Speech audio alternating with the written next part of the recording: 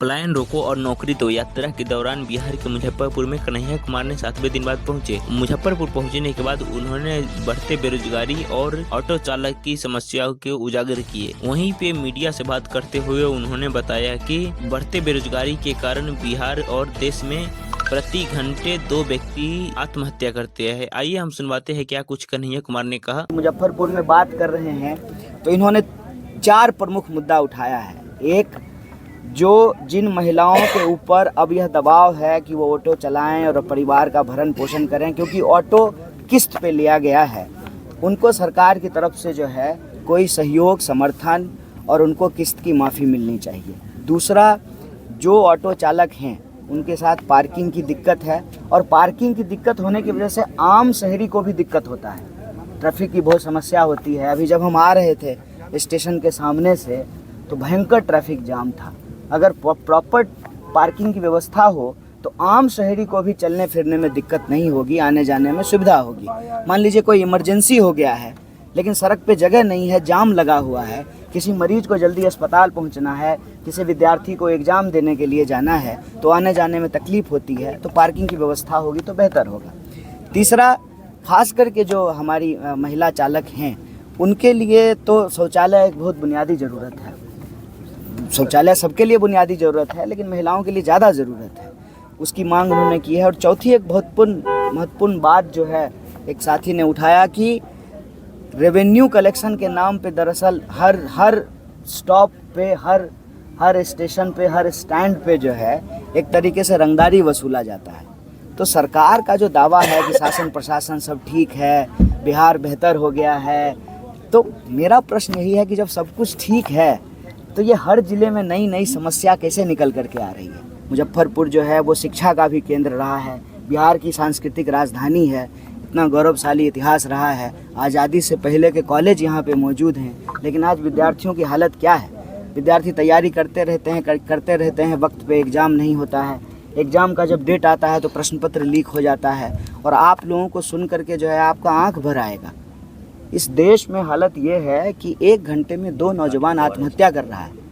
ये जो देश की परिस्थिति है उस परिस्थिति पे बात होना बहुत ज़रूरी है और हमारी कोशिश है कि इस यात्रा के माध्यम से, पदयात्रा से चलते हुए प्रभावित वर्ग से जो है मिलें जुलें, उसका दुख दर्द साझा करें और उनसे आह्वान करते हैं कि आपका मंच है, इससे जुड़िए और अपने हक के लिए लड़िए। आपसे कदम से कदम मिला करके हम चलेंगे और आपके हक के लिए लड़ेंगे। ये पद यात्रा की शुरुआत इसी साल क्यों है? क्योंकि बिहार में इसी साल विधानसभा चुनाव होना है, क्या इसे चुनावी यात्रा भी कहा सकता है? नहीं, चुनाव पहली बार बिहार में हो रहा है स्टार्ट। इससे पहले क्यों नहीं शुरुआत की गई? नहीं, इससे पहले भी हुई थी, आप याद नहीं करना चाहते हैं ना, क्योंकि उसमें मसाला नहीं है।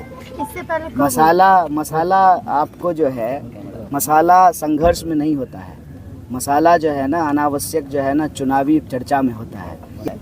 ये ऑटो चालकों की प्रेस वार्ता है और उनके लिए जो मुख्य मांग है वो मुख्य मांग ये है कि पार्किंग की व्यवस्था नहीं है, शौचालय की व्यवस्था नहीं है, उनसे जो है भारी फाइन वसूला जाता है। और ख़ास करके जो महिला ऑटो चालक हैं जो मजबूरी में ऑटो चला रही हैं, जैसा कि इन्होंने कहा कि पति के लिए जो है ऑटो निकाला गया था लेकिन उसका किस्त चालू था, फिर मुझे जो है उनके नहीं रहने पे जो है ऑटो चलाना पड़ रहा है। अब पंजाब के अंदर बिहारी छात्रों को चुन चुन करके पीटा गया है, जानलेवा हमला किया गया है उनके ऊपर। तो हम कहते हैं कि इतिहास है हमारा बहुत शानदार, सचमुच बिहार की मिट्टी बहुत गौरवशाली मिट्टी है, लेकिन हमारा वर्तमान एक मुश्किल में गुजर रहा है और वर्तमान को सुंदर किए बिना हमारा भविष्य सुनहरा नहीं हो सकता है।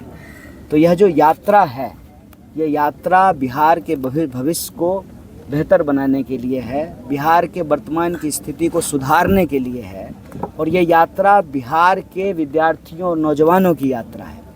इस यात्रा में जब हम लोग भितिहरवा से चलना शुरू किए हैं तो हर ज़िले में जब हमारी यात्रा पहुंच रही है तो जो प्रभावित वर्ग हैं, वहाँ के स्थानीय लोग हैं या कोई ऐसा समूह, कोई ऐसे प्रोफेशन से जुड़े हुए लोग, उनकी जो समस्या है उसको उठा रहे हैं।